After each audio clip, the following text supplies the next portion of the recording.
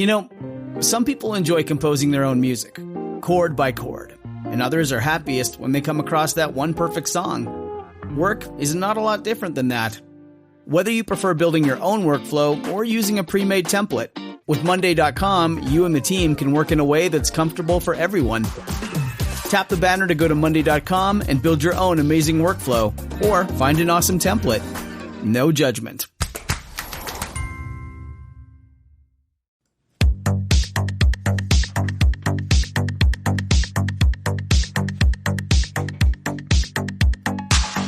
Welcome to the RuPaul's Drag Race Recap Show for All-Star Season 6, Episode 2, titled The Blue Ball. My name's Joe Betance, and I am joined, as always, by two acrimonious co-hosts.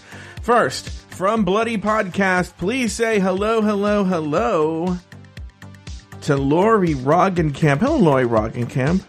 Hello. How are you? I'm good. Just cleaning out my bra, so that's fun. Among other things. Among other things, by the way. Oh, man, that voice you heard, the sultry voice you just heard from Show Business. Please say hello to Adam Salandra. I did not pull clips this week. Again. Very depressed. I was depressed, yeah. And you know, it's so funny, you know, there was a little text. Everyone should know I was texting with my pals Adam and Lauri before the show that I was very depressed. I was crying and I didn't know what to do. And nothing gets you out of depression more than Lauri volunteering to write the script and read it. Mm-hmm. Yeah. I knew that was going to work. I knew you were going to be like, "Oh, I don't want my listeners to get depressed." Yeah. But because you know it'd be all insulting old men and stuff like that and whatnot. Yeah. And so anyway, by the way, I discussed my depression a little bit. We've had a very interesting conversation on the show, on a show called Just Between Us Girls. Now, there are several places you can hear Just Between Us Girls. As of now, you can get it on Patreon at the premium level. You can get Just Between Us Girls and the show. And I believe as the publication on the public, I believe as of this recording, you can now get it on Apple Podcasts. Subscribe directly there, $5 a month. You get Just Between Us Girls and All-Star 6 commercial free and like multiple days early. You get the same time it drops on Patreon. So hit that little subscribe button over on the Apple Podcast app, and you'll be on your way to commercial free shows, getting them early. Lots of good stuff. Okay. We have a show. Boy, do we have a show. Oh boy. Well, it dropped last week. Oh, by the way, do you ever have this word, Salandra, now that you have the show on the public feed, did you listen to last week's show? No. Oh, wow. Lauri, what about you? Well, when did it come? I just saw today that I was actually going to ask you. I saw it today for the first time, but when did it actually drop? It dropped today. Oh, okay. It drops on, this show drops on Mondays unless you sign up on Apple Podcasts, and you'll get it like Saturday at midnight. But, yeah, you get it a couple of days early, but usually Monday at midnight. Yeah. So, but what I was going to say to you is, when you listen, do you ever think of like, oh, I should have said this or I should have said that? Oh, most of the time when I listen to me, I'm like, just shut up. Strange. I don't even have to listen to feel that. Not what you said. Not what you said. No. I don't even have to listen for myself. I was answering his question. I don't have to listen to think I should have said this or that. I'll literally like think about the episode, like actual Drag Race later on, and be like, oh, here's a point I needed to make. Well, and then I'll write it down for next time as if that's ever. Well, yeah, but mine is more about jokes. Yeah, last week Lauri accused me of being a racist, and I went on this rant about Mexicans. And I was like, why didn't I say I was a member of the KKK, but it's like K as in what? Like QUE? Yeah, and I was like, a good joke. That's a good joke. I'm like, oh, that would have been such a good joke. I was like, KKK. That's my Mexican. You still squeezed my it anti-mix. Oh, it's just like the way Lauri squeezes her pores. On a camera meant to dig out earwax. By the way, that's, again, stuff you're missing on that was not even on regular Just Between Us Girls. That wasn't Just Between Us Girls Part 2. We had to do 2 parts. Part when you're this blessed, you gotta. Yeah. That's what happens. Well, let's jump right into the show. This week, the girls get ready for the blue ball on the main stage. The girls each show off There are 3 different looks using the color blue. Raja O'Hara was the winner of the challenge, while Yara Sofia and Jiggly Caliente were placed in the bottom 2. After the girls pled their cases, the rest of the cast took a vote.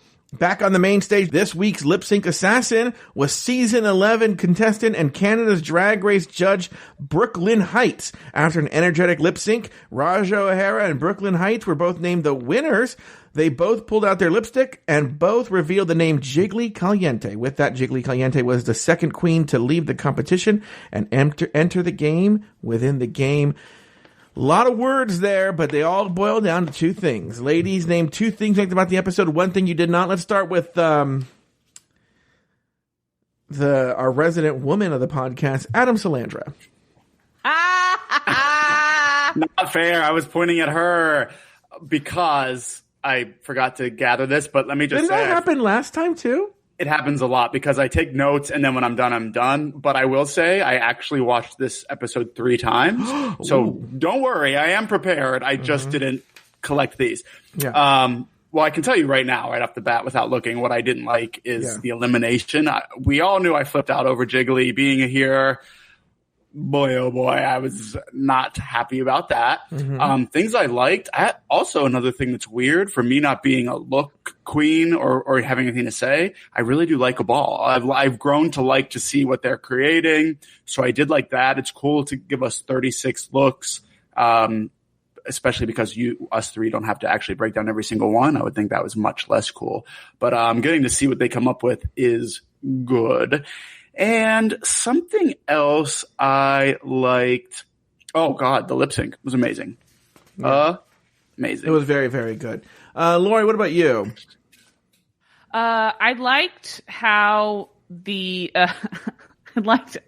is sad, but I liked how Jiggly in the beginning kept kind of calling out people and then was sort of like side-eyeing Ginger Minj. Was like, can you believe these people aren't going to like help me? And Ginger Minj just kind of goes, I'm not going to help you either. Like, that's just her face the entire time. Yeah. I actually liked the ball. I didn't think I was going to like it. And I liked it because I like seeing the juxtaposition between the bot dresses and the not bot dresses. Like you can tell like what, like I think and we can get into this, but I honestly think they did Jiggly dirty because Ginger Minj kind of brought it home, which is that she had 2 good dresses and 1 not good dress, and Yara had 2 basically everything was 2 bad dresses and 1 okay dress. Yeah. But even though I'm in defense of Jiggly, I would think that the one they made is weighted higher. Is weighted, okay. The one thing I didn't like Michelle Visage. I mean, I know I keep bringing it up, but Michelle Visage,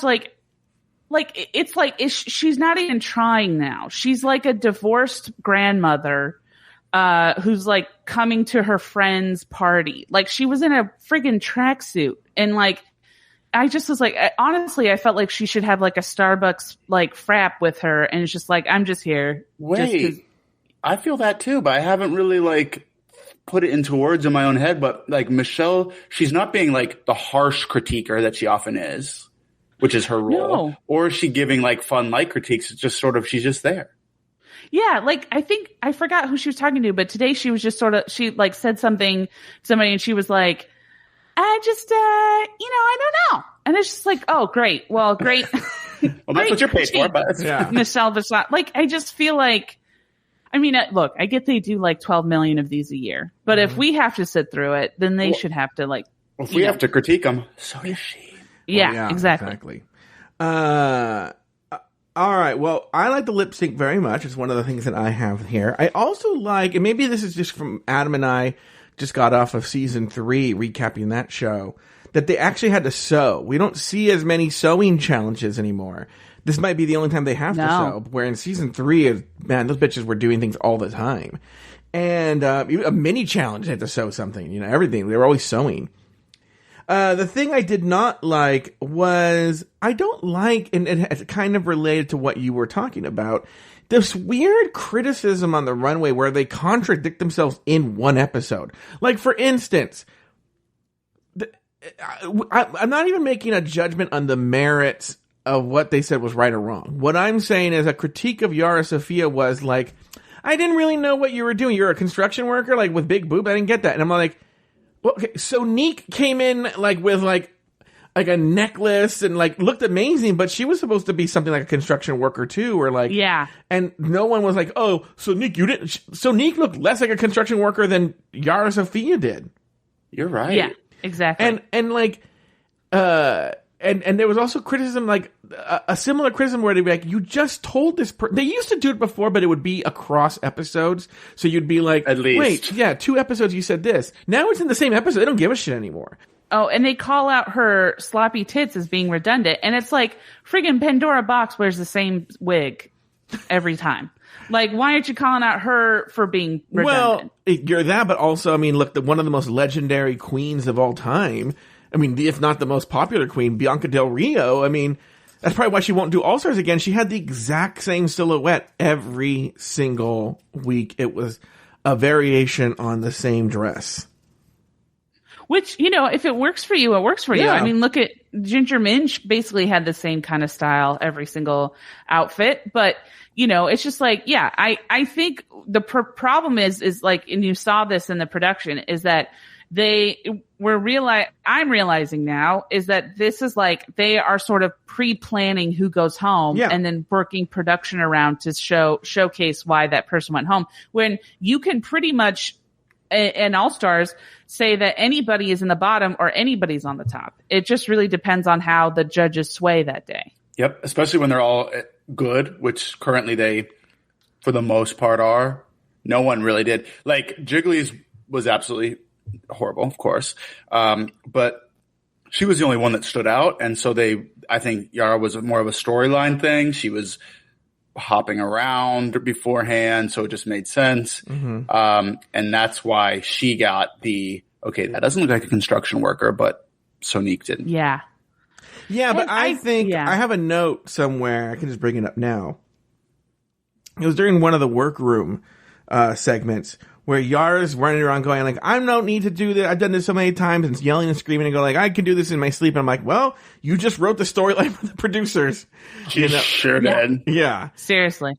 And I guarantee you they probably weren't even like going to put her in the bottom. And they were like, oh yeah, let's put her in the bottom. Yeah. It was either going to be with that. I knew she was either in the top or the bottom. Yeah. Like it was just anytime in any competition I've ever seen in my entire life, anybody who's like, I could do this in my sleep, never wins. They never win the competition. They always are in the bottom. And it's just like, even if you could do it in your sleep, pretend like you can't. Like, just for the camera. Like, pretend like have you watched the show? Yeah. Get that underdog edit. Get that underdog edit. All right. Like Raja did a dress in 60 minutes, and she was like, I'm telling you I'm nervous. And it was like, yeah. Well, I'm going to correct exactly it. Right. 60 seconds. But yeah. Oh, sorry. 60 seconds. Yeah. I like that Lauri said. I was listening to the episode, and Lauri says, like, I love that she learned how to use a sewing machine in 1 minute. I'm all, she already knew how to use a sewing machine. Well, I didn't mean like, I meant like she was herself. She was able to use a sewing machine in less than if you gave me a sewing machine, said, just sew a line in 60 seconds, I'd be like, give me 10 years. Like, I don't know. Which is I think that's a fair from 60 seconds to 10 years. Yeah. All right, after Serena's elimination, the girls enter the workroom and count the lipsticks. The vote, with the exception of Serena's vote for Trinity, was unanimous in favor of eliminating Serena Chacha. Next, Yara Sofia pulled out her lipstick to reveal that she would have sent home Trinity K. Bonet. And there was a lot of, pearl clutching, but did you guys believe that? I don't know.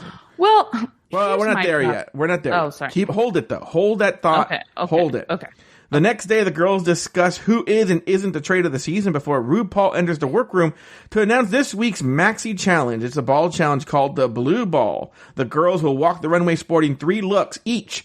First, it's Blue Better Work, a blue-collar working girl challenge. Next, Blue Jean Baby is a denim-themed runway. And finally, Blue Ball Bonanza Sports, a look crafted from unconventional materials that have been provided to the girls. Back in the workroom, Jan plans to update the ball look from her season. Jiggly has PTSD from her elimination on a sewing challenge, and Raja struggles to cut up a lawn chair. Finally, Yara's carefree attitude annoys Scarlet Envy. Let's start with Lauri. Lauri, what were your thoughts on everything that happened up until that point? It was great. I have no thoughts. Wait, what? Thank you for coming.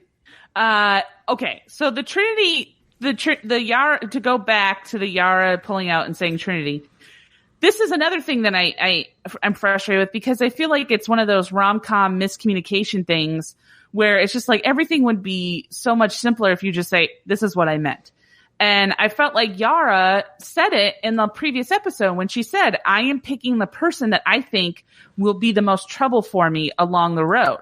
And so when she picked Trinity, I think she should have said, look, I think you're the better performer. So do I want to come up against you in future? No. But she it was like a weird moment where she goes, I pick, Trinity. No, nothing personal, nothing. And Trinity was like, yeah, I take it personal. And then that was it. And it was like, why didn't she say like, hey, I picked you because I think you're a better performer? I mean, look, Trinity probably would still have that opinion, but at least it would have come off more. Did you watch the part where she said she was joking? Yeah, but she didn't really. She said that at the end. She said she was joking, but then in her the interstitial confessional, she was like, "Oh, I won't forget that," or something. Well, okay. So I feel like it was she was not really. Let's have a conversation here. This is a conversation, but we have to have it. I have not had on this show since I first did the show 6 or 7 years ago, but. It is so egregious now on this show. We have to make a decision. Or maybe we can do both, but are we going to talk about the show and the events as depicted or as how they probably happened? Because there's two different things going on here, I think, with this show. And, if we go with what's depicted, I agree with you, Lauri, 100%. So, and there's times where Trinity let's go with that one then. Trinity contradicts herself in this episode, later on. But I do feel there is a chance, I mean, I don't know, that Yara did tell her you're the competition, but it wouldn't fit the narrative they were trying to build, so it wasn't there. But also, one other thing that we have to remember is Morgan McMichaels proudly said that's what her plan was going to be. She's going to vote off whoever her biggest competition is, and because of that, Ben de la Creme voted her off instantly. She became the first voted off of that All-Star, spoiler alert. So there's also the issue of Yara maybe not, if she knows that or followed, not wanting to say because she does feel she's strong competition, which she is. And so then they come for her for that reason. So that's a really good point. That's a really good point, Adam. That is a really good point. Yeah. Because she's telling us, but she's not necessarily telling them, sort of. Right, exactly. Well, okay. That puts it more in perspective. Let's talk about that trade of the season question. It seemed really uncomfortable. It reminded me of an All-Stars 2. What question? Sorry? They were talking about who the trade of the season was. Oh. And I have a lot to talk about here. But it reminded me of All-Stars 2. There's a moment when all the girls are in, and what's her name from season 2 that was there? I can't remember her name. I'm blanking. And wait, All-Stars 2? Tatiana. Tatiana says, okay, are we, doing alliances? And everyone's like, oh, no. So we've got really cringy. Uh-huh. I felt that's how the trade of the season conversation felt. It felt very cringy. You know? Really? Yeah. And then the other conversation, here's the big question I have, though, is I'll ask Lauri first, and I'll ask Salandra. But, we hear the term trade thrown around, especially on this show a lot, but also in gay pop culture. And I've never heard a formal definition of it or read a formal definition of it. Maybe I haven't really sought it out, but I have one that I've just developed just because from what I've heard in context. And they talk about the definitions. Lauri, what does trade mean to you? And then we'll go to Salandra. I mean, honestly, I didn't see it as awkward. I saw it as a bunch of me's trying to figure out what the hell trade actually means. Because I felt like I thought that was legitimately a funny scene because it was a bunch of older men in their like late 30s, early 40s going, I think trade means a person you want to have sex with, but maybe might not want to date later or something. Like that's what I'm getting. But again, I don't know the definition. From what I've gathered from when I did Australia with you and Nathan, it felt like trade was like somebody that everybody wants to have sex with. That's what I felt like trade was. So, Landra, what's the definition of trade in your book, or do you actually know the definition of trade? No, well, now I picked up what I now consider to be the meaning from this episode where they said a masculine-looking gay guy. I sort of knew it as this. I thought that there was a meaning that I knew I didn't understand from actually the black community. Okay. But that it has been appropriated at least in Drag Race form, that I felt that the girls were using it freely as someone who's hot. Okay. Without the deeper context. So that's what I heard. That was the definition in my head when I would hear it, even though I did think anyone who actually knew what they were talking about, which was not me, knew it to be something more. The good thing is that that's the only thing that the drag community has appropriated from the black community. That is good news. Yeah. I feel relieved. To me, I just gathered from the years that they've been using it on Drag Race that it meant someone that you don't want to have a relationship with or even see in your bed the next day, but in a simple transactional arrangement, you guys can have sex. Like, it's like, oh, I'll hook up with you tonight, but I don't want to talk to you. So like a fuckboy then. Yeah, like a fuck. Well, yeah, essentially. But I don't know, and I didn't even realize the part it was appropriated from black culture. I didn't even know that part. I didn't know that either. Lauri didn't know, but we can't discuss why she didn't know. Okay, all right. But I did start to get the idea that it was someone. I think someone said this in there. Someone a little dangerous, and not like literally will steal your money, or maybe that too, but like, has a little bit of a edgy side. Like, you wouldn't have your wallet on the nightstand. Okay, if that's the definition, how is there any trade of any season on RuPaul's Drag Race? Well, that's right. That's why I think all the queen, and that's why it was very interesting that even among them they couldn't decide, because just a casual, well, even like you guys said, you didn't know. Who knows how I found out at some point that it was coming from black culture. But if you don't and you're hearing it there, the way they're saying it is just hot person. So that's why, like, Akira or who was it last year? Jade Essence Hall and Heidi N Closet talking about who's the trade of the season. I think they were just saying who's hot. Oh, okay. I thought. Yeah, I mean, I'm looking it up right now, and it's saying that it's a young, hyper-masculine-looking gay man, usually black or Latino, in urban context, typically dressed in urban clothing, and play to the thug stereotype. Oh, interesting. Wow. Interesting. In recent years, the term has come to refer to any gay man of color who dress in hip-hop inspired clothing and play into the masculine fetish. Well, here's what's funny is I'm a gay man of color who wears hip-hop clothing. The problem is that the clothing is baggy, but it's my size. Yeah. Like, if I were thin, it would be baggy on, but like I wear the same size as another gay urban man of color, but that's just my size. Well, hey. Yeah. You could still be trade. Trade, all right. You know what? Yeah. So is basically I'll have sex with anyone who gives me a pie. What were you saying, Salandra? Now that's a trade. Yeah. But if it's shepherd's pie. Yeah. I will not, because shepherd's pie is not a pie, and I will stab you in the eye. This is, by the way, Salandra, just so you know, this is an old bit of Lauri's I was sneaking in. Oh, that she was bisexual because she will have sex with anybody. I said I was bisexual. I think that's great, and I'm getting hungry. Yeah, I would love some pie. I love pie. Right now. And you know what? You know what's so funny is it's too bad it's hot because it was too hot to make it. I would love to make from scratch a chicken pot pie. Ooh, that sounds really good right now. Actually. I would love a chicken pot pie. I'm kind of like you in that, where I literally only want hot meals like during summer, and I'm always like, why am I craving like meatloaf right now? Like, why don't I crave meatloaf in the winter? So yeah. Sorry, what did you say? Lauri means a singer. She would do anything for love. Oh yeah, I figured. I did assume that immediately. Yeah.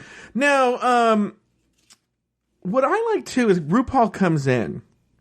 And it's like, well, Serena's gone. And I was thinking, does anybody in the room believe that? Does anybody in the room? We are now on AS6, All-Star 6. Is anyone thinking like, oh yeah, Serena's on her way home. Oh, she's leaving on a jet plane, right? Does anybody I doubt they're that worried either way. Yeah, that's why I like on the show when the girls are wheeling their suitcases out and it goes, a jiggly. And then I'm watching like, oh, what? And I'm like, how are you? I would leave going like, well, now I'm going to the next part, whatever that is. Yeah. Well, also like they don't film you packing up. So wouldn't you be like, this is weird. They're filming me packing up. Like, I would be like, but also I thought it was funny that like, so RuPaul, we haven't seen what's happening, right? We know that something's coming. RuPaul has been dropping like weird hints throughout the show. Mm-hmm. And it's just sort of like on the like, this is pretty clever. It's going to come out later. And I'm like, I guarantee you it's not going to make a goddamn lick of sense. Like, I'm just like, it's going to be like, they're going to do a whole episode where it's just all the queens who got eliminated vying for, to get back on the show or something like that. For those of you hardcore Drag Race viewers out there, Adam and I know that they do film you packing up your bags. So we all know. They do film you packing? Why? Yes, for Untucked. Mm-hmm. In a normal season. Yeah. But Untucked isn't happening right Yeah, they have Untucked this season. They do? Mm-hmm. Why aren't we seeing that? I don't know why you're not watching it. I have it on. Is it on Paramount? It sure is. But it's on Paramount Plus.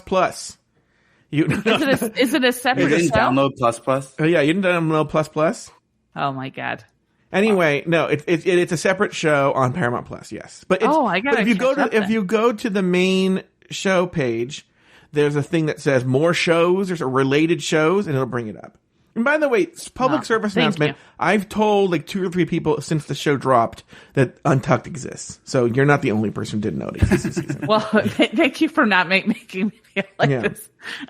Sometimes we were talking about this, I think, maybe in the beginning of the show, where you're like, sometimes I listen to this and I go, why exactly does Joe have me on? Like, it's not like I'm like, is it because he's just yearns to explain things to me? Like, sometimes you play the everyman. I was just gonna say it's like when Ellen was on the judge on American Idol. Mm-hmm. Not to compare you to a lesbian, but that's just the first one that came to mind. Oh, I forgot that Ellen was on Idol. Oh, but wasn't that a famously disastrous year? Yeah, well, she did not do very It didn't work out. So maybe that was a bad comparison. I think, wasn't she on the season with Mariah Carey or something? And oh, God, no. That'd be way too crazy. It was, they brought another new, Carrie Diaguardi, some like songwriter that year too, and it was 4. I don't know. I actually don't remember it at all, to tell you the truth. Well, here's what I do remember. David Archuleta came out of the closet, and boy, is Joe You're excited. not going to forget. No. I'm becoming Mormon. That would be a great episode of Mormon Boys, that porn site, with David Archuleta. You becoming Mormon to fuck David. Oh, my God. I would literally convert. I'm not even being funny. I would wear the magic pajamas and everything like that. Just, oh, my God. I love that he's, 31 and something, and he still looks like, I still feel like you can't joke about that because he seems underage to me. Yeah. He does. He seems like a little child. So Hence the crush. I like short, stocky people. But there's something about like, yes, Joe Betance. But there's something about like short, skinny people that I like, literally I try and avoid because I'm always afraid I'm going to kill them. Like if I'm around a short, skinny person, I'm always like, if I fall on you, like you could die. You'll be like Eureka. Based on how you fall on your bed, I think that's probably the best. Yeah. It could happen. My crush, what even is it? It's just that you put all your weight onto a bed at one time. I just literally fling myself onto things. Yeah. So I just sort of like when I'm lazy and I don't feel like, I just sort of fling myself onto furniture and it just causes skinny twink boys. Yeah, and skinny twink boys. Yeah, I've killed so many skinny twinks. Yeah. Well, they should have watched out. All right. Here's a question. Back in the workroom when they go rush for the materials and Jiggly's like, I didn't get anything, and they took everything. Like, were you there? Like, did you even try? Like, she acted like she was out of the room. Like, they called her out of the room and they did this. But I'm like, you were there. You could have grabbed materials with the other girls. And in fact, when I watched it, I saw they all rushed, and Eureka was way in the back. She didn't even rush over. She just casually sauntered. I think she commented on that. She did. And so she actually did get whatever was left and made it to the top. Yeah. So Jiggly, bless her heart, I don't think she was ever going to excel no matter what material she got because she doesn't have that skill. I mean, but honestly, the thing that infuriates me is she doesn't have that skill. Like, if you were on season 3 and it was all sewing, right? And then you get to a show where you're the seamstress, and then you get back on All Stars where you know that there might be a sewing component. Wouldn't you go, I got to pick up a goddamn sewing machine? Lauri, I'm glad that you said that, because one, Jiggly has been on the show before. Season 4. To be honest with you, it was way more so heavy than it is now. Okay. Oh, I thought season 3. You said season 3. Season 4. Season 4. She was in season 4, yeah. And it was much more. You had to sew a lot more than you do now. Since she was on the show the season right before All Stars 1, that means she has been a former contestant for All Stars 1, 2, 3, 4, and 5. Has probably been trying to get on since season 3. And now she's like, I can't believe they're having us sew. And I'm like, what? What? I mean, even Eureka, who was like, oh, I'm a crafter. I was like, bitch, you should be a sewer. Everybody on there should be. It's All Stars. Eureka can sew. That was the thing on her season. She was helping the other girl who didn't know how to sew. But I mean, it's All Stars. Everybody on there should be as cocky as Yara Sofia. I mean, not like outwardly, but they should be able to be like, I can do this. Yeah. You know? I mean, I thought it was so it infuriated me that I was like, immediately was like, Jiggly needs to go home. And not because I don't think that, like, I thought her 2 bot outfits were great. Mm-hmm. But I mean, the fact that she was waiting all this time, she played a seamstress on a TV show. You don't think she would have been like, hey, maybe I'll learn some? Yeah. No, she's had about 2 lines each season, if that. So I'm not worried about her pose, method acting. But I feel this way. Who cares if it's All Stars? This way on regular seasons, you wait all your life as a drag queen to make it on Drag Race. You're not going to at least take a few lessons? You don't have to go in as a pro seamstress. There was somebody recently who did, right? Who said, like, it was on Drag Race Down Under. Maxie Shield said, I'm no dummy. I went to sewing lessons before I came here. Yeah. I mean, I'm genuinely confused by that, because if you want to stay on as long as possible, why aren't you not going until you're like, now I'm ready to go? Yeah. So it's like, I mean, honestly, to me, it would be the same thing as if I showed up, let's say I got on the show and I just said, you know what? I don't know how to paint my face. Mm-hmm. I just have never learned. And I just don't see the point. It would be like, you're fucking insane. Why would you come on this show and not know how to do a simple skill? Like, I don't know how to sew very well. I mean, I can sew buttons and stuff, but, I think that you should be able to at least have some general knowledge of what sewing is. I do think, though, that her issue, Jiggly's, was even beyond not being able to sew, because that was garbage, mama. Oh. Like, just to even think a streamer should just be hanging there, whether you could sew it or not. Mm-hmm. I mean, we're not look queens here, and we know that was so. And so I think that a taste might have played a factor. Well, she has good taste when she buys, so I don't know what it was, but yikes. Mm-hmm. Mm-hmm. Definitely, I agree with you. I think that yeah, definitely. All right, very good. Next, RuPaul entered the workroom to make some table visits. Eureka struggles with the expectations people have of her. Jiggly talks about her time on Pose. Finally, Raja talks about her villain role in season 11. It's elimination day and the girls get ready for the runway. Yara hides her ball look from the other queens, and the girls discuss the elimination process as they apply their makeup for the ball. Let's start with you, Adam Salandra, from Show Business. Your big thoughts on this table visit segment, on the elimination day segment. What do you got for us? The funniest part is fucking RuPaul at the table walkthroughs referencing Alyssa Summers. Die-hard drag people don't remember who Alyssa Summers is. RuPaul it was on fifth. So like RuPaul doesn't remember the winners' names. So it was just a funny reference to me that they put in her ear to say Alyssa Summers' names. Mm-hmm. Nice try. I also wondered. Wait, hold on for a second. I have a question, because Alyssa Summers in that clip looked really hot. Is Alyssa Summers hot?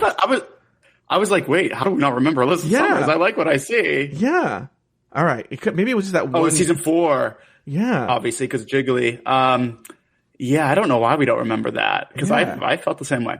I think we also mentioned Jessica Wilde too. Yeah, there was another one that I couldn't remember who. Yeah, she quoted her, and I don't even know that quote. How does RuPaul know that quote? She doesn't. You know for sure she was given that quote. Yeah. She was not told that quote. To say the least. I also was wondering when Ru was talking to Jiggly about her transition and, you know, all that good stuff. I wonder if there's any awkwardness, whether Ru feels it or the queens feel it, just knowing that Ru made the comments before about trans people who already transitioned being on the show. Now they're allowing it. I wonder if there's some awkwardness between them, or if they're just like, no, we're doing this. We're between Jiggly and Ru, or between like Sonique and Ru? Any trans contestant and Ru. So in this case, Jiggly and Sonique. I don't think it didn't look like there was. No. I'm just saying, like, is Ru thinking, oh, I hope they don't bring this up, or is Jiggly thinking, okay, we'll pretend you didn't say this before, or they're just playing the game. Yeah. The only Jessica Wilde quote, by the way, that I know is this one. I love that drink. Thank you. I don't know that either. You don't what? How do you not know that quote? I love that. Oh drink. my God, Adam! I know that quote. Oh my God! I have it tattooed on my chest. Oh, I actually did something familiar in that. I think that was just from seeing it there. Yeah. What about you, Lauri? Any big thoughts on that segment? Is this when they're painting their faces and stuff? Yeah. You said? Yeah. Yeah, I loved how Eureka was like, how are we going to do this? She's asked it twice now, so I'm interested to find out why they're being so secretive as to how they're going to judge. Mm-hmm. But she was like, how are we going to do the judging? And then Jiggly calls out people and is like, what about your friendships? What about like friendships you have? And then she goes to Ginger, Midge, and she's like, yeah, these people are, I'll see who my real friends are, like you, or something like, I felt like she said something like that. And Ginger Midge just like goes, ooh, I'm not gonna. It was like Jiggly set them up for that storyline beautifully with being able to ask and saying, we'll see. And I was shocked. One of the reasons I was shocked Jiggly was voted off was because I was certain the way they were setting it up, Ginger would vote for her. And then I thought they'd have to have that confrontation the next day, which I'm sure when they come back, they'll make them have it. But I thought that would happen immediately, and it never played out that way. Well, how would Jiggly know if Ginger, at least not until it aired, or unless Ginger told her, how would Jiggly know that Ginger voted for her? Because afterwards, when they're pulling the lipsticks out of the box, unless it was 50-50. But Jiggly's not there. But how? No, that's what I'm saying. Until I thought Jiggly was going to not go home just so they could have that confrontation. That's what I meant. Oh. I see what you're saying. Yeah. Like I thought afterwards Ginger was going to have to say, yeah, I voted for you. And then there was going to be a thing, but she's gone. Yeah, she sure is. All right. Why don't we do this? Why don't we take a break? And when we come back, we're going to dive right into the part. It's my favorite topic, your favorite topic, Adam, your favorite topic, Lauri. The looks. We'll be back right after this.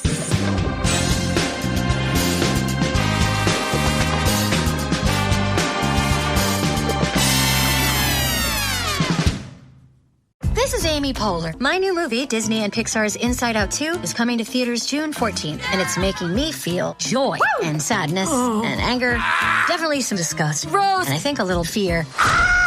But I'm also feeling these new emotions like anxiety, embarrassment, envy, and ennui. It's what you call the boredom. Okay, that one was weird. It's going to be the feel everything movie of the summer. Disney and Pixar's Inside Out 2. Rated PG. Parental guidance suggested. Only in theaters June 14th. Get tickets now. Yeah!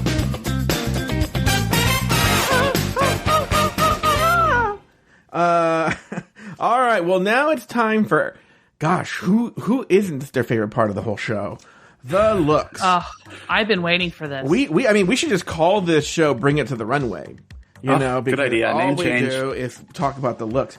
No, you know what's so funny is you brought this up, Salandra, and I feel that there is this afterthought myth that I hate the looks. I'm like you. I like watching the looks. I love watching. I'm like, oh, what's this person gonna wear next down the road? I hate talking about the looks. Same. We're twinsies. Yes. Yeah. Yes. Triplets. I think I'm the same.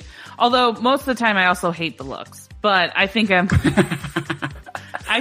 other than that, or is it because I mean, to be honest with you, if I will say I like more avant-garde stuff. Like I think that that's why I felt like this was a lot more fun, and I feel like I feel like certain drag, most of the drag, they have like fun looks, but when it's just like a simple dress, I'm like, okay, who cares? Totally. And it's like I can look and be like, okay, I like this or I don't care about it, but that's sort of all I have to say. I don't have a deep thought on it. Look, luckily we have at our disposal. By the way, I am loving in the Discord right now that everybody's right now to look at the looks. People are posting David Archuleta videos and pictures. Oh. I didn't say it because I know you don't like it when I mention the Discord, but yeah, nobody's paying attention to what we're doing. Yeah. Good. I love that. I think Jay Darling is the only person who's actually kind of commenting on what's happening. Everyone else is just like, ooh, Lauren S is really showcasing her David Archuleta fandom. Yeah. So. Mm-hmm. All right. Well, I'm just glancing at the looks as I see them right here. And by the way, very special thanks. I always forget to do this to listener Drew Brooks. He takes every look and puts the screenshot in the Discord, in the looks channel. So the first category is Blue Better Work. I'm looking at this, and so Rasha O'Hara, I'm not going to go through each look, but she is the first one out. She comes out in a construction worker outfit, and I want to know what were the instructions that they got. Well, so famously, the girls will get a list of looks that are going to be on the show, and there's a few more, about 15-20% more than what they're going to actually do. And they have to bring a look for all those topics. And there was something where a lot of people for Blue Better Work were doing something like a crossing guard, a construction worker. There's 2 construction workers, a plumber, another crossing guard. And I'm wondering what was it, what the actual topic was taught. Because the list it's never exactly it. It's like sort of like it, a blue working outfit. You know what? It might have just been blue collar. That's what I thought it was. Yeah, blue collar. Yeah, blue collar. Did you have any standout looks from the Blue Better Work challenge, Lauri? Are you looking at the photos in the Discord? Yeah, I'm like, well, actually, I wanted to discuss Jan for a second because I was listening to another drag race thing, and they brought up a point, and I wanted to discuss it with you guys to see if you agree. Mm-hmm. So I was listening to Pit Stop with Bob the Drag Queen and Trixie Mattel. Sure. And they were talking about Jan. And I will say this. I personally believe Jan should have won this episode. Okay. She should have won. Right. Her looks, I felt like, were phenomenal. Okay. But they were saying that they think the reason why she doesn't get the acclaim or that she doesn't get the fanfare from the judges is because she doesn't wear padding. And she doesn't kind of shape her body. Which, I mean, when I was looking at this episode, I was like, I don't feel like Sonique or Scarlett really wear padding either. And Akira doesn't really wear padding that much either. She has a big butt, but I don't see her wearing padding. Yeah, go ahead, Adam. I think what I think it is they are genuinely like rooting for another breakdown. They're like, let's make her safe all over again. Yes, I know. Because I listened to the Pit Stop as well, and they also thought that she was the best talent show person, or at least at the top, and she wasn't in the top 3. Yeah. And they thought that she deserved to win this episode. They say hands down, and they know looks perhaps more than we do. So to me, it's like, okay, well, she's not in the top either time, and it's like that obvious. They're trying to make her crazy again. I can kind of respect. I will say, I did say I wanted in the beginning of this. So I think it's coming true. But I mean, we got to point it out. But again, one of the things with Jan is like, she is freaking killing it with the looks. But I mean, I kind of didn't care. Like, I just was like, oh, great. A great look, Weird. Jan. Same. Honestly, it was when they said it on Pit Stop that I was like, oh yeah, I guess her lyrics were good. Why isn't she popping for us? Yeah. I feel Jan lacks that X factor. I think she really does. There's something about her that, you're right, on paper, she is phenomenal, but I see her, and it's not, I wouldn't even call it, she lacks an X factor. She has a factor where I'm actually turned off by her. Like, there's something grating about her that it just, I wouldn't say to the point where I can't watch her on TV, but where I'm just like, ugh. Like, just, ugh. But she really is doing a great job. Like, that's the thing that I think is so infuriating, is like, if she was like Jiggly and she just didn't even know how to sew, I'd be like, all right, that's fine, you know, but she's genuinely working her ass off. And I'm like, I still don't care. But I hate to say it, there are some queens who, and I don't want to name them, but that for some reason, the judges just sit on them. I don't know why. The way Lauri sits in her chair. And you're like, well, they did better than Jan is a perfect example, to be honest. She's almost a poster child for that kind of girl. Yeah. Oh yeah. But where like they could bring it every week, and it's the judges just don't care. Now, the person that I thought should have gone home was Trinity K. Bonet, and a perfect example is this Blue Better Work, where I honestly legitimately think she thought that they wanted her to work as a crossing guard. And they wanted her to, like, hey, we're going to have you do some, bring your crossing outfit when you were a crossing guard. And she's like, got it.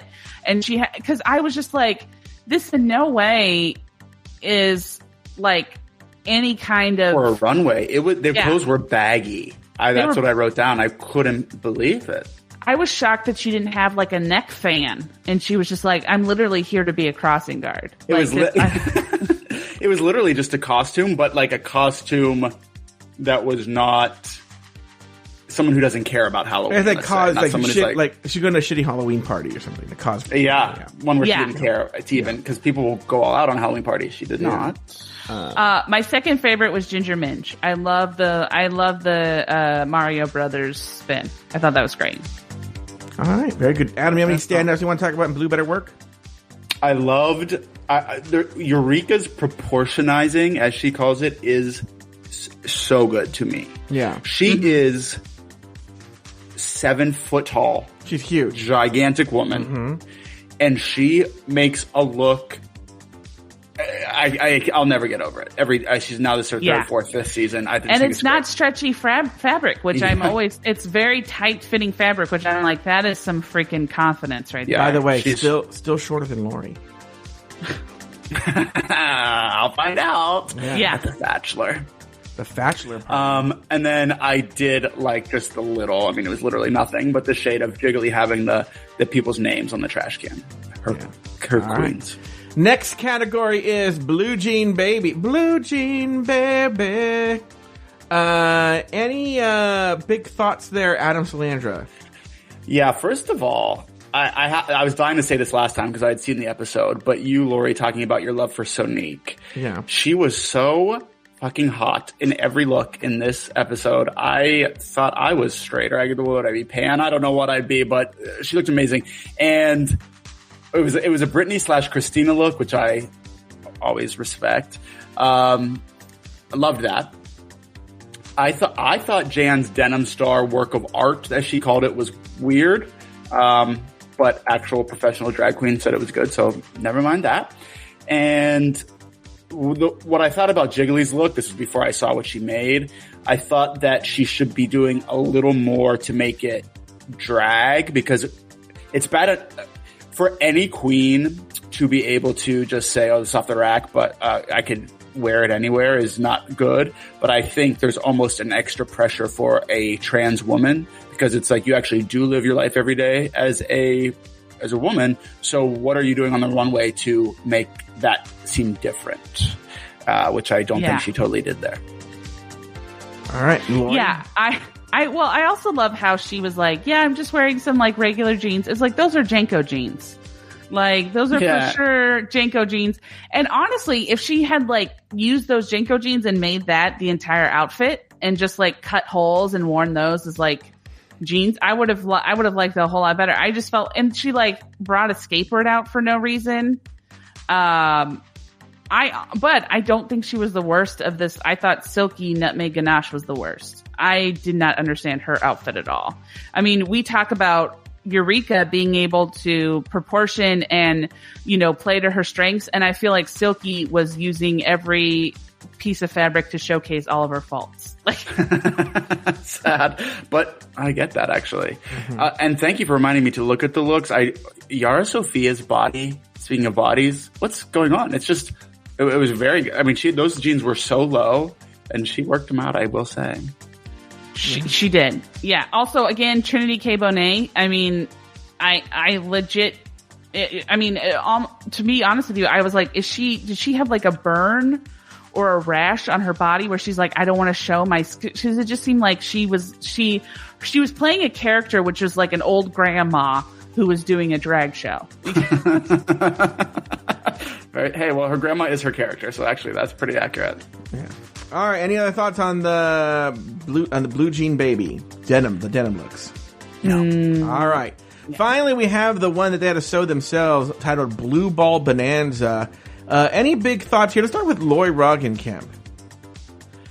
I mean, I thought for the most part that everybody did, except for Jiggly, pretty much. I thought everybody did shockingly well, although you could definitely see the difference between like the looks prior and then the looks prior were I felt like a lot of things thrown together at once that kind of work together, and these looks were just very one note, which, I mean, obviously you're sewing in a workroom and you don't have a lot of time, but I wasn't a fan of Raja's look, to be honest. I felt like that weird neck thing, I felt like didn't work for her, but I mean, what the hell do I know? I loved Eureka's look. I thought Jan did super well, but again, I was like, I honestly did this thing where I put my finger over her face and was just like, if I look at the dress, it's a pretty great dress. But no phase allowed. Yeah. And Silky Nutmeg Ganache again, I felt like, I don't think she was showcasing her assets. Yeah. That's how I'll try and put it. All right. Any other final thoughts on the looks? Adam, have you given all your thoughts on the looks out? The only thing I think we didn't mention is that Scarlet Envy's dress was amazing. Mm-hmm. And I did hear a lot of whispers online that she, as well as Jan, was robbed for having 3 gate looks and including making one, which I didn't think of it at the time, but I did think she did great. Mm-hmm. But Jiggly, when I saw those streamers, I just knew it was all happening again. And then Yara's streamers, I didn't like the streamers used at all, but hers to be a boa worked better, even though they were both in the bottom. All right. I legit think I would have switched Jan and Scarlet Envy, but Blue Jean Baby, that weird hat and wig that looked like a helmet, I was like, no, I didn't like that. So that's the only reason why I didn't pick Scarlet to be first. All right. And those are, unless anyone's going to stop me, the looks. On the main stage, Raja is named the winner of the blue ball, while Jiggly Caliente and Yara Sofia are placed in the bottom 2. Back in the workroom, the girls deliberate who should go home. Yara promises Raja that she'll step up her game. Jiggly breaks down in tears. Yara breaks down in tears. And finally, Jiggly offers Raja her Netflix password if Jiggly gets to stay. Back on the main stage, Raja O'Hara faces off against Brooklyn Heights. The song Miss You Much by Janet Jackson. After all was said and done, both Raja and Brooklyn Heights were named the winners of this lip sync. They pulled out their lipsticks to reveal the same name on both Jiggly Caliente, and with that, Jiggly Caliente was the second queen eliminated from the competition and entered into the game within the game. Ladies, any final thoughts on the episode, including that lip sync, including everything? Let's start with Adam Salandra from Show Business. Any big thoughts? A few things. One thing I wanted to say about Sonique in the top, because I've been thinking about this a lot, about everyone being obsessed with her, and I didn't understand what she was bringing besides looking hot. But she's starting to win me over with just hot being enough, because she is doing good drag as well. I think it's not usually a combo. Usually the entire stop relying on that body is coming from the fact that people are like, well, I'm hot, so I don't have to do anything. She's hot and is still putting looks together. I love that. I was certainly shocked that it was Jiggly and Yara in the bottom, because Jiggly was from my personal top 3 and Yara from my predicted top 3. So I couldn't believe when it was going. We know how it turned out. Why are Jiggly and Ginger close? Something about that feels weird to me. I don't know. Like, I wonder how they became friends in the first place. I read somewhere that they did a web series together. Great. That is helpful, because that was strange. Of course, not good enough friends. I also thought it was funny that Ginger famously said, "Oh, I would have gone in Katya's place on season All Stars 2 because they were friends." Oh, yeah. And now she's like, "No, I'm going to actually vote my friends off." Well, what the thing is like, she didn't even say anything. Like, I think that's even more awkward. Like, if you were a true friend, you would say, to be honest with you, I'm going to vote by how I feel they did, you know? But she just didn't say anything to Jiggly. And I just felt that meant that she didn't really care for Jiggly. She, you know, it's just like, okay. We will absolutely be circling back on this when the gals come back. I have no doubts in my mind. And the only other thing I have to say is that lip sync was, first of all, I was impressed by Raja in it. Obviously she won. She had good looks. She had a good, talent show last week, but her performing the lip sync, I really noticed for the first time, she's just a good drag queen. I thought she brought it, but the reason I love their things, because everyone just loves to do a split or a stunt, but their stunts in this lip sync weren't manic. They actually went with the music. They felt right. And so it was really good. And they played off each other, which I liked. And they played off each other. They nailed it. By the way, Brooklyn Heights is another one who, for no apparent reason, I just hate her. I don't like her. I've never liked her. I don't know what it is. Really? Yeah. I feel like she doesn't even do enough for me to dislike. It's just like, she's just, I mean, talent is there, but like personality wise, nothing's happening for me. I personally was a little disappointed with Yara when she was like, "I'm not a beggar." And it was just like, okay, like, it's part of the show, dude. Just like nut up and just and state your case. But then she started crying and it was just like, well, you are a beggar. Like, yeah, right. It's you are definitely a beggar. Well, I like that Jiggly was crying. She goes, "I just wanted everyone to see the new bitch." And I was like, bitch, learn to fucking sew. You went home on the same challenge. Thing. That's the new bitch would have known how to sew. That is true. The new bitch is a lot like the old bitch. She doesn't know how to sew. Like, I agree with everything. I think that Sonique is sort of doing. Look, I think Jiggly is pretty if she uses her shape to her advantage, and I think that Sonique is doing that. And she's getting a lot of acclaim for it. You know, she's doing really well. And I think if Jiggly had used her shape to her advantage and learned how to fucking sew, I think she would have stayed in this competition. I wish. You know, it's so funny is so let me get to my Trinity point, which is earlier in the episode. I think it's during the Elimination Day conversation. Trinity says, you should vote on who had the worst look. You look around the workroom. It shouldn't be hard. And whoever has the worst look is the one you vote to go home. That's it. And then in the deliberations, Trinity's like, we got to send home Yara, because clearly Jiggly had the worst look. Yeah. Well, Trinity is instantly wanting revenge. Well, if you wait the final make it yourself look as like sort of the end all be all. Like if you're like the first two dresses are 20 points each, so that's 40 points total. So even if Jiggly got 40 points on the whole thing, but then the final make it yourself is 80 points, then she still fails, right? But I felt like Trinity, if you do that 20-20-80 rule, Trinity was like a 5 all across the board. So I don't know. Well, we need it to be Roggenkamp's Drag Race. Yeah, we need to. Yeah, exactly. Yeah, I mean, obviously, if I was running this, it would be a lot better. Pretty much, I would just be like, you know what? I just Jan, go home. Just the rest of you win. Well, you'd have a girl who had like a really fancy couture outfit, and they would go home, and then the big fat dyke who was wearing like big jeans that are too big and a wrinkled T-shirt is the winner of the challenge every week. Yeah. Oh, for sure. Every week. Somebody in the chat said Roggenkamp's Drag Race. Isn't that Camp Wanakiki? It sure is. Sure. Yeah. By the way, Big Frida was one of the judges. When RuPaul came out, was Big Frida, they kind of allude to it, was Big Frida wearing one of her RuPaul's wigs? Ru said that, and I don't get the joke. Was it that it just looked like a Ru wig, or I don't know. She I wasn't? think it was just a joke that it looked like a Ru wig. And then the other thing is they both said, you already know. And was that an inside joke, or is that a reference I'm not getting? I think it's I think that it's something that Big Frida says a lot. It was my assumption. Oh, okay. Wait, what did you say, Joe? You already know. It's like sort of song. Yeah. I think it's Oh, a Big yeah. Frida I thing. think that's like a shout out that she makes in a lot of her. Oh. All right. Well, very good. I only Salandra- know one Big Frida song. So. Salandra, any final thoughts on the episode? Have you gotten everything out? All your notes have been said. I feel lighter than ever. I got it all out. All right. What about you, Lauri Roggenkamp?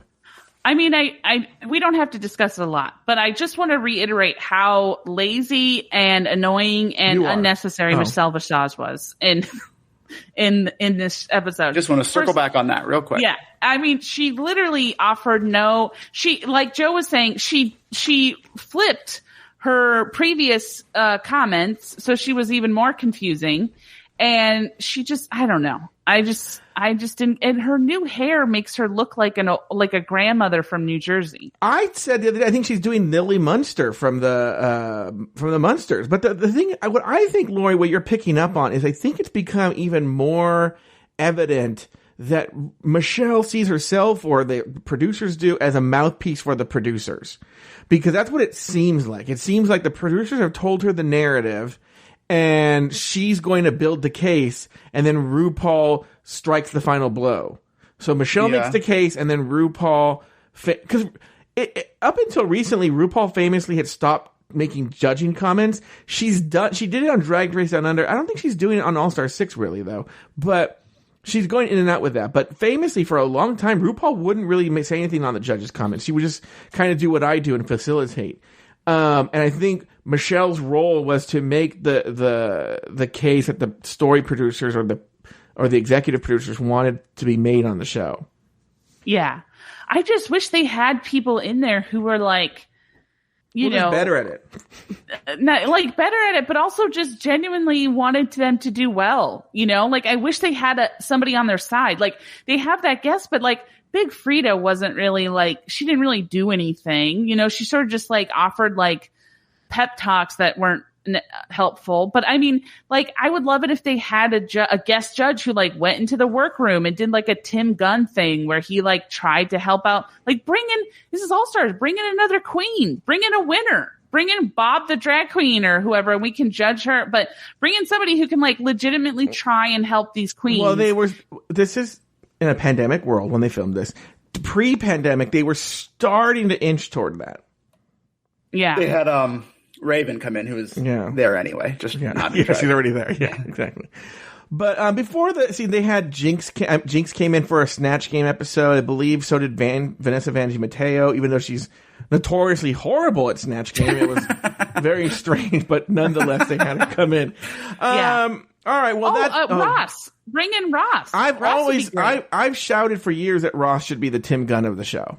When Ross goes into the workroom, it's great. I've seen episodes where he's been in the workroom and it's great. And I think that I don't even know why I didn't even think about him. I think him in the workroom would be amazing. All right. As they say on Happy Endings. As they do. Well, that's going to do it for this week's episode of RuPaul's Drag Race Recap. Be sure to join us next week and every week as we continue to discuss, dissect, and deconstruct each brand new episode of RuPaul's Drag Race All-Stars Season 6. So for Lauri Roggenkamp, Adam Salandra, and myself, sashay away.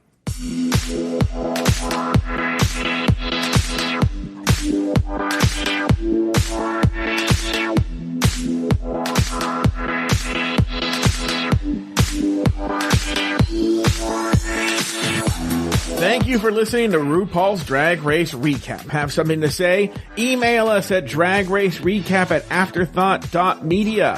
For more Drag Race and LGBTQ content, Support us on Patreon at patreon.com/afterthoughtmedia. Leave us a voicemail at speakpipe.com/afterthoughtmedia. Lauri has another podcast. It's called Bloody Podcast, and you can find it wherever you get your podcasts.